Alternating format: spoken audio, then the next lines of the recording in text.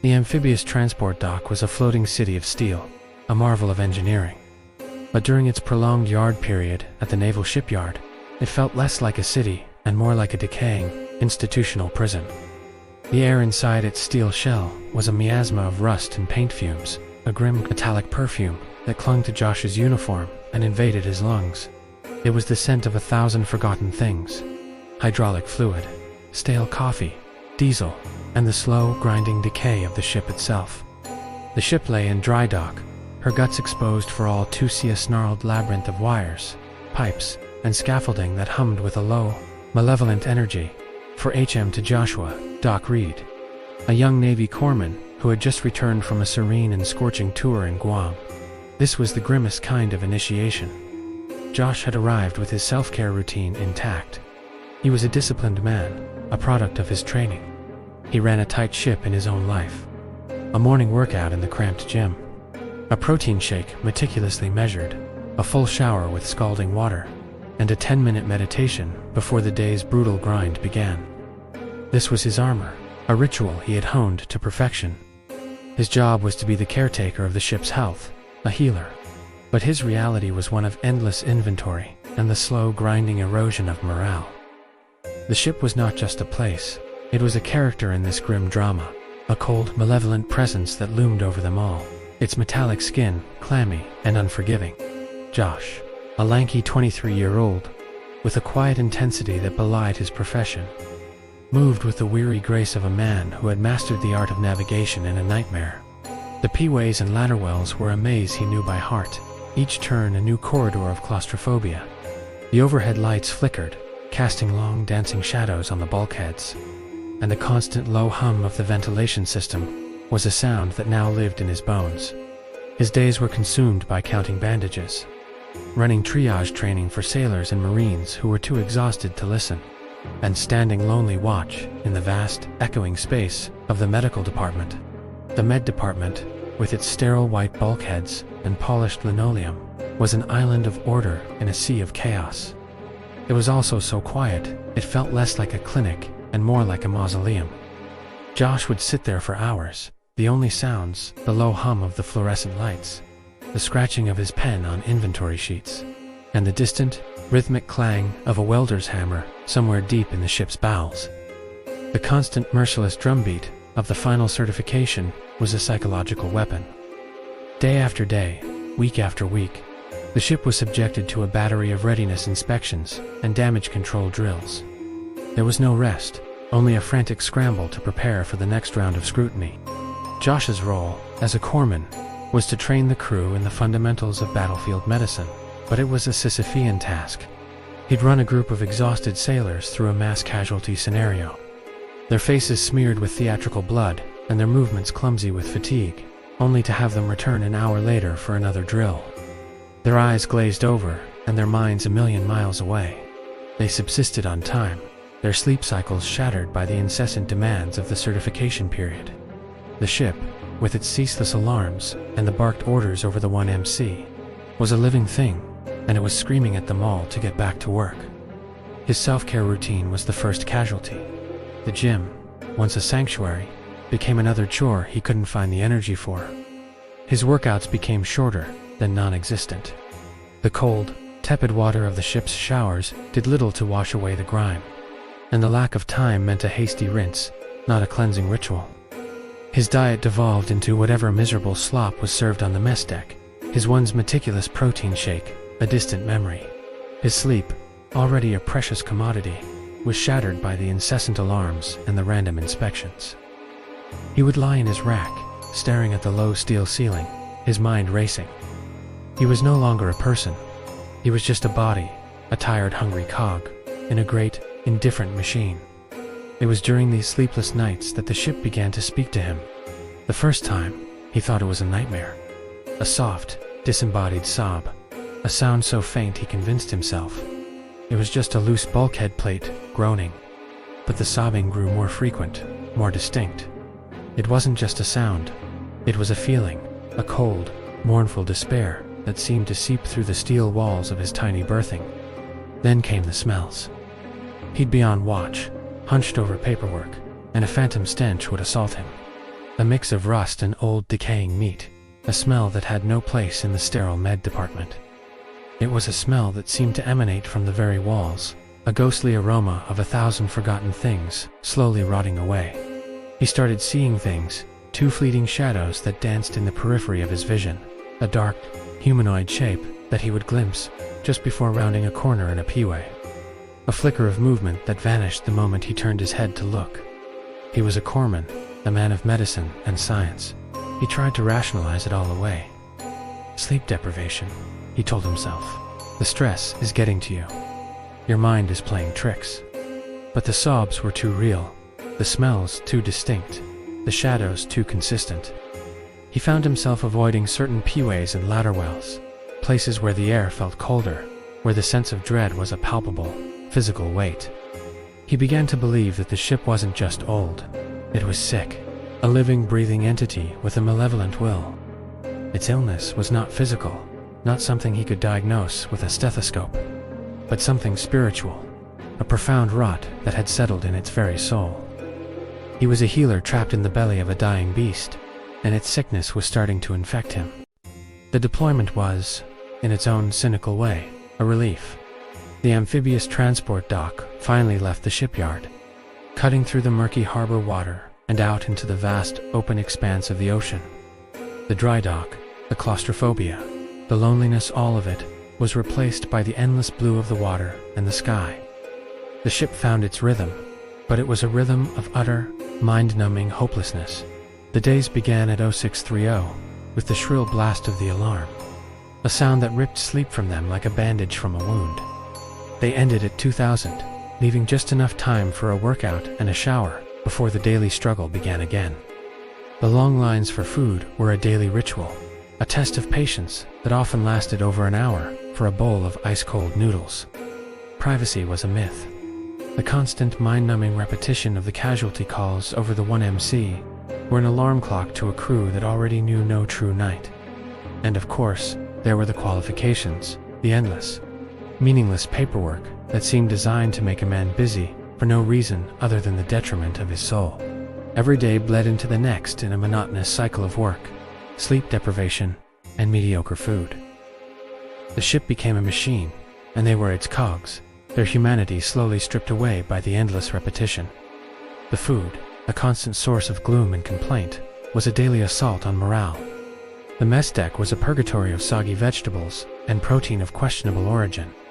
Josh remembered the crunchy macaroni, a truly depressing dish of overcooked pasta in a thin, watery cheese sauce that had been left under a heat lamp for so long that the noodles had developed a disturbing, brittle crust. The patties, an amorphous gray mass of what was supposedly meat, were a study in culinary horror. Every meal was a reminder that they were not at home, not truly alive, but simply fuel for the machine of the ship. But life on the vessel was not without its perks, its small moments of rebellion and fleeting joy. The ship traveled through the Mediterranean with its strike group, and there were 14 port visits. For the crew, the port calls were an oasis in a desert of gray steel and endless blue water. It was a chance to remember what it meant to be alive. Josh, like many others, reveled in the chaos and beauty of the local seaside towns. The exotic cuisine was a sensory bomb, a joyful contrast to the monotony of life on the ship. In a small town in Greece, Josh ate a gyro so fresh the lamb was still hot and fragrant, the tzatziki cool and tangy, a symphony of flavors that made him forget the taste of crunchy macaroni. He walked through narrow cobblestone streets, the air thick with the scent of jasmine and salt, the sound of lively taverna music and distant church bells, a perfect counterpoint to the relentless hum of the ship's engines. In Italy, a simple bowl of pasta with fresh basil and tomatoes tasted like a miracle. The bright, vivid colors of the market stalls, the easy laughter of the locals, the feeling of the sun on his face. These were moments of pure, unadulterated happiness, a reminder that the world was bigger and more vibrant than the steel walls of their floating prison. He and his shipmates found their own forms of escapism. Airman Miller, a tough but surprisingly sensitive sailor who read poetry when he thought no one was looking, found solace in the local taverns, a quiet drink a million miles away from the cacophony of the mess deck. Others, like the loudmouth MA1 Peters, found it in the arms of escorts, bragging about it endlessly in their cramped berthing to the tired annoyance of everyone else. The lack of TSA meant that Josh could stow his exquisite imports of white Hennessy and authentic Cubans, tucking them away in a secret deck plate in his department. It was a form of control, a small act of rebellion in a life dictated by others. These moments, these brief respites from the ship's psychological toll, were life-giving. But the end of each port visit was a little death. The post-port blues were a heavy, physical thing, a crushing weight of dread as they returned to their steel cage, knowing the freedom they had just tasted was gone. The bright colors of the world faded into the gray and sterile world of the ship. It was a bittersweet symphony, a mix of absolute misery and joyful memories, and Josh found himself numbly navigating its shifting tides. The whispers from the yard period had faded, replaced by the white noise of the ocean and the dull roar of the engines. He had almost forgotten about the ship's dark secrets, almost. He met Quartermaster Second Class Lena Vargas on the bridge during a late-night watch, a quiet, scholarly woman with a piercing intellect that seemed to cut through the ship's oppressive atmosphere. She was his opposite in every way. He was a man of the body, a healer, while she was a woman of the mind, a cartographer of the stars.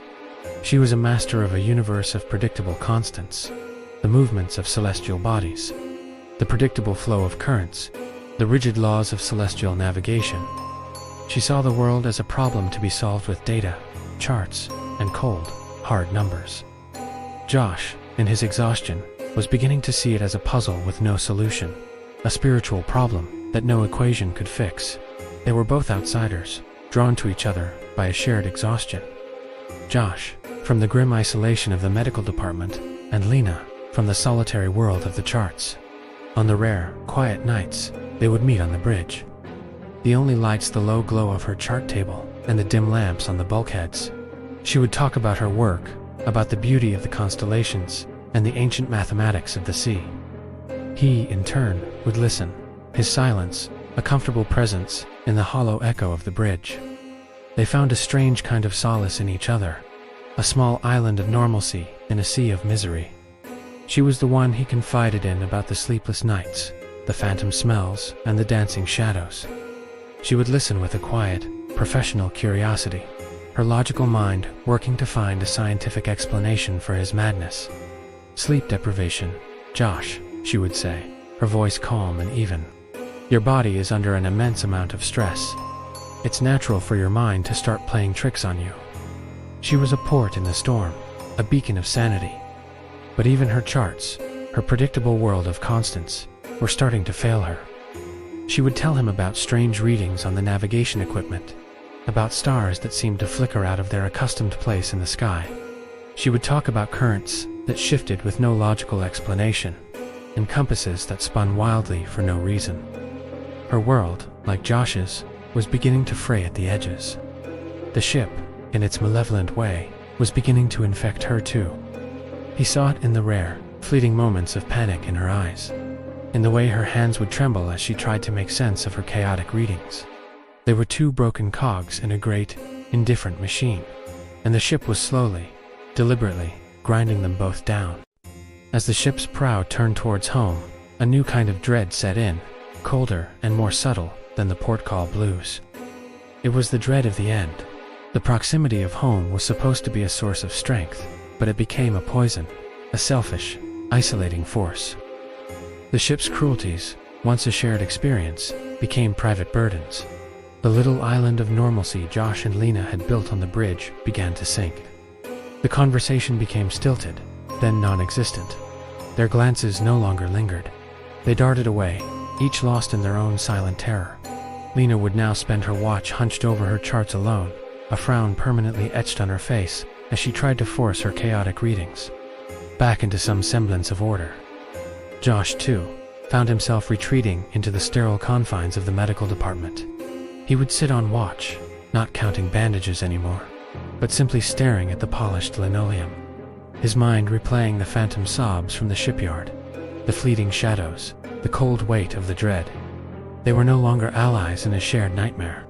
They were just two people, tired and broken, waiting to be free, and the anticipation of that freedom made them strangers. He had held on to her logic like a lifeline, a reason to believe in science over a spiritual sickness. Now, that lifeline had been cut. The ship had infected them both, but instead of bringing them closer, it had pushed them apart. Each forced to face its malice alone. The hope of home, once a bright beacon, had been twisted into a cruel, desperate longing for an escape they weren't sure they deserved.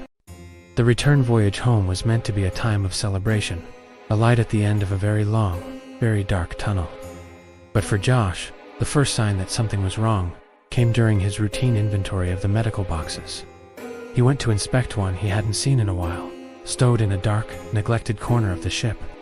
He found Lena there already, her face a pale mask of concentration as she meticulously checked her own equipment. The box itself was an old, battered metal trunk, its once crisp white paint now a flaking, yellowed mess. The latch was sealed with a brownish, coagulated fluid that looked suspiciously like dried blood. "What do you think, Quartermaster?" Josh asked, his voice low. Lena's brow furrowed. "It's not on my manifest. And that seal is not regulation." Her voice, usually so steady, had a slight tremor to it. Thinking some phantom shitter had struck his box, he went back to his medical department and grabbed gloves and his chief, a grizzled old sailor named HMC Caper. Caper was a cynical realist, a man who believed every mystery had a simple, disgusting solution. His face, etched with the lines of a man who had seen too much, was a permanent mask of weary indifference. He followed Josh and Lena, grumbling about babies and their messes. He saw the junior sailors as soft, weak-willed kids who couldn't handle the realities of a long deployment. They strolled to the forecastle, the old ship groaning around them, the sound like a rusty hinge slowly turning.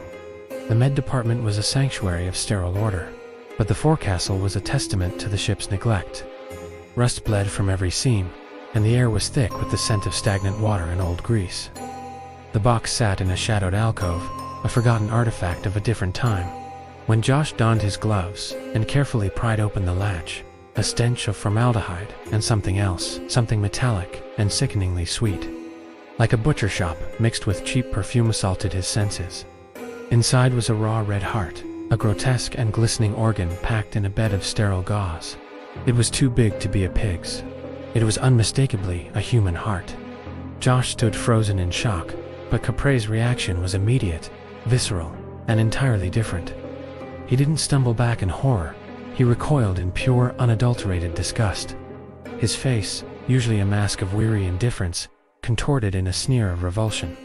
"What the hell is this?" he snarled, his voice a low growl. He was not afraid of the supernatural. He was disgusted by the idea of a sick prank, of someone's depraved humor manifesting as a physical, biological mess. He saw not a ghost, but a stain, a violation of the rules of sterile professionalism he had held sacred for decades. His mind, unable to process the unknown, defaulted to anger. "Call the bridge," he stammered, his voice thin with fury, not fear. Later, in the chief's mess, he would tell a similar story to a skeptical audience of his peers. A collection of hard-nosed, life-hardened, senior enlisted men and women. Chief's petty officer CPO Rico, a burly bosun's mate with a booming laugh, waved it off with a dismissive gesture, probably some kid's sick joke, trying to get out of cleaning the head. Another chief, CPO Jones, a serious-minded damage controlman, looked at Caper with a mixture of pity and annoyance. "Sounds like you need a couple days off, Cap. The stress is getting to ya." Their dismissive attitude, their absolute refusal to acknowledge anything beyond a logical, albeit disgusting, explanation, was more chilling to Josh and Lena than the heart itself. The alarm was quickly sounded, and the ship's quiet calm was shattered. A ship-wide muster was ordered. Every one of the ship's 1,981 personnel was accounted for. No one was missing, but as Josh looked around at the faces of his shipmates, a creeping, unsettling thought took hold. Was it 1,981? Or was it 1,982? He had this nagging feeling that there had been one more person during the deployment than there were now. It was a face he couldn't quite place, a quiet sailor he'd seen on the mess deck, or a Marine he'd treated once during sick call. Lena, meanwhile, was frantically checking her navigation logs, her face pale as she tried to reconcile her careful records with this new, impossible reality. Regardless, he followed the chain of custody, turning the heart over to his superiors. They looked at him as if he were crazy, as if he had conjured the thing out of thin air. They chalked it up to a prank, a sick joke from a sailor who wanted to cause trouble on the long ride home. But Josh and Lena knew better. He had seen the way the ship was sick, and now they were looking at the physical evidence of its sickness. As a knee-jerk fearful reaction to this unsettling mystery, Caper doubled the watch ropes for all corpsmen on their duty days, forcing them to patrol the ship's forgotten corridors in pairs, a desperate, futile attempt to bring order to a chaos he couldn't comprehend. The next day was a waking nightmare. The ship became a character in its own right, a malevolent presence. The casualties were no longer people, but the ship itself. A loss of steering, a total power failure that plunged the ship into darkness, and a complete loss of communication. The jaded crew, now on high alert, cynically explained away the failures. "This rust bucket was never built for anything but floating," they muttered. But the fear was no longer contained. It seeped into the steel, manifesting as cold spots that would send shivers down a man's spine, even in the heat of the engine room, and as fleeting shadows that danced in the corners of their eyes. On the third day, Josh was on watch, roving the ship with a new terrifying task, ensuring no one was tampering with the boxers. He came across a part of the ship's skin that was supposed to be sealed, a section of the outer hull, a forgotten pocket of the ship, at a small hole to nowhere, an oversight left open to save money during the yard period. A frantic cry from deep inside the hole stopped him dead in his tracks. He shone his flashlight into the void, and what he saw took the color from his face. A female Marine was trapped in the space between the keel and the ship's outer skin. She was Sergeant Jenkins. She did not know how she had gotten there, but her cries were frantic, her small hands clawing at the rust-colored metal. "Help me, Doc. I'm stuck," she screamed, her voice a raw thing of pure terror. Her sense of dread and hopelessness was a palpable force, a physical presence that emanated from the ship's hull. She was trapped in the cold, unyielding darkness, her mind desperately trying to make sense of her impossible predicament. The crew's response was a mix of frantic panic and resigned horror. They tried to pull her out, but there was no way. She was jammed, a human cork, in the ship's forgotten cavity. Her small frame had found a way to be swallowed by the ship's metal guts, and now it refused to give her back. The rescue attempt was a pathetic, futile display. They tried ropes, then crowbars, even welding. But every attempt to free her only seemed to jam her in tighter, her terrified screams echoing through the metal halls of the ship. She was alive, but only just. Over the next several days, her screams and cries became weaker, her frantic pleas turning into exhausted whimpers. The entire crew could hear her, a constant, low moan that resonated through the metal walls of the ship, a chilling siren song. It became the soundtrack to their final week at sea.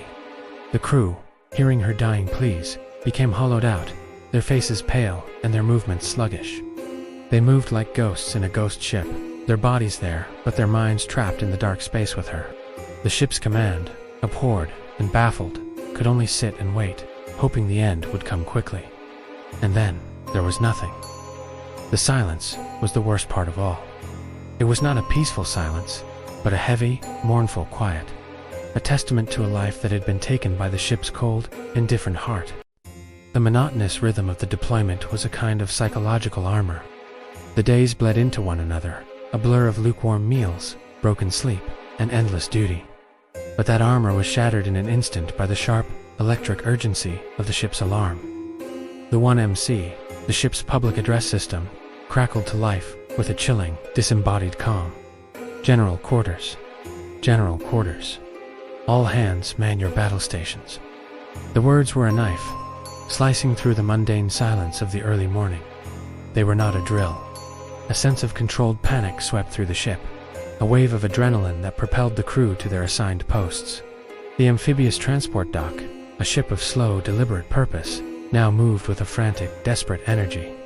Josh, his stomach a knot of cold dread, sprinted through the P-ways to the medical department, his mind already running through the mass casualty checklist. He felt his hands trembling, not with fear, but with a raw, primal anticipation. He was a corpsman. This was what he had been trained for. The ship, now a hive of frantic activity, was a symphony of industrial power. From deep in the ship's well deck, the guttural roar of the LCACS, landing craft air cushion, preparing to launch, rattled the very deck plates beneath Josh's feet. These massive hovercraft, designed to transport a small army from ship to shore, were a symbol of the ship's purpose, of its terrible, coordinated power. The hangar bay, a vast, echoing space, was a frenzy of activity as helicopters spooled up, their rotor blades a blur of destructive potential.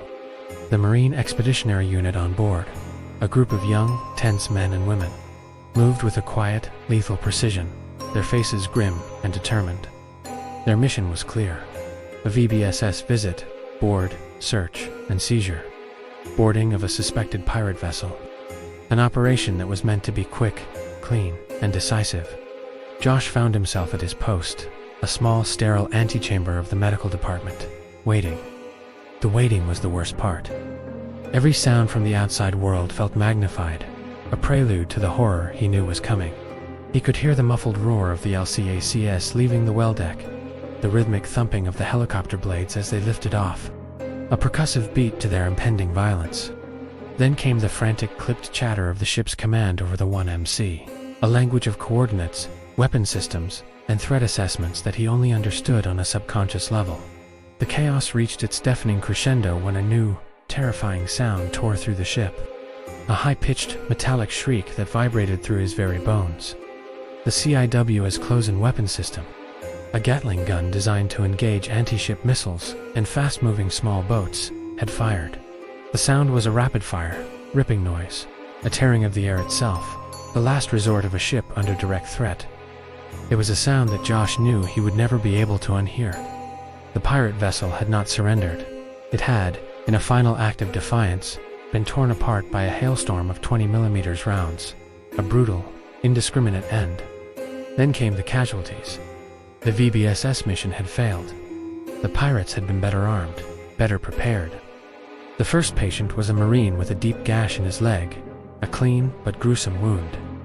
Josh worked with the precision of his training, his hands moving automatically, but his mind was in a cold, distant place. The second patient was a sailor, a loudmouth from the engine room he had often shared a cigarette with on the smoke deck. He had shrapnel wounds across his chest and stomach, his face a pale, ghostly mask of pain. Josh knew, with a gut-wrenching certainty, that he was losing him. He worked frantically, his hands slick with blood. The sterile smell of the medical department now a sickening mix of antiseptic and warm, metallic blood. Despite his best efforts, the sailor's heart gave out, his breath a final, ragged sigh. The third casualty was the worst. He was brought in on a litter, his entire body a mangled, unrecognizable mess. It was the result of a misfired weapon on a small pirate boat, an explosion that had been meant for the VBSS team, but had instead consumed the small vessel and its inhabitants, a collateral loss of both friend and foe. The Marine, a young man of only 19, was barely alive.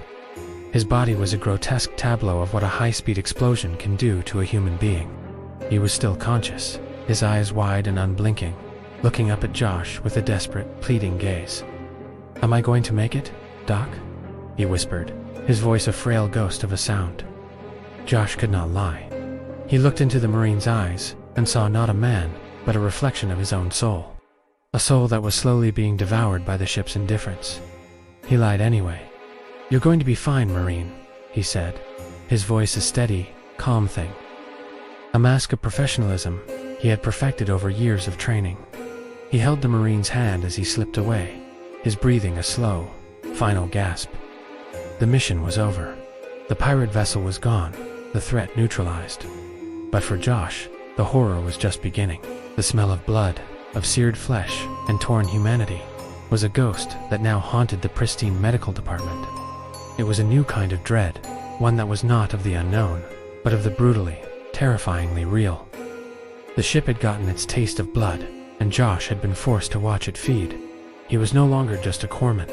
He was now a keeper of the dead, a witness to the ship's insatiable hunger. The events grew more bizarre, walking the thin line between human error and the supernatural. The ship, in its final horrific act of spite, seemed to choose a dozen men at random. A deafening mechanical shriek echoed through the steel halls, not a blast, but a sound of pure, tormented metal. A massive, catastrophic failure of the main steam line ruptured in a P-way. A section of the ship's circulatory system tearing open like a wound. Superheated steam, a living entity of pure thermal energy, surged from the gaping rupture. 12 damage controlmen, suiting up to battle a fire in the galley, were caught in the blast. The horrific part was that they had only just begun to don their protective gear, their bodies found in a grotesque tableau of misplaced bravery, frozen in the act of preparing to fight a fire they would never reach. The steam had boiled the flesh from their bones, seared their faces into a permanent mask of agony, and welded their protective equipment to their incinerated bodies. Their deaths were a final, sickening sacrifice to the ship's insatiable hunger. A gruesome culmination of all the dread and madness they had endured. The grim procession of coffins, flown out by helicopter the next morning, added an extra day to their voyage, a prolonged and haunting silence that gave them too much time to think. The final pull into port was a moment of overwhelming joy and profound sorrow. The pier was a riot of color and sound, a blur of cheering families, bright banners, and balloons.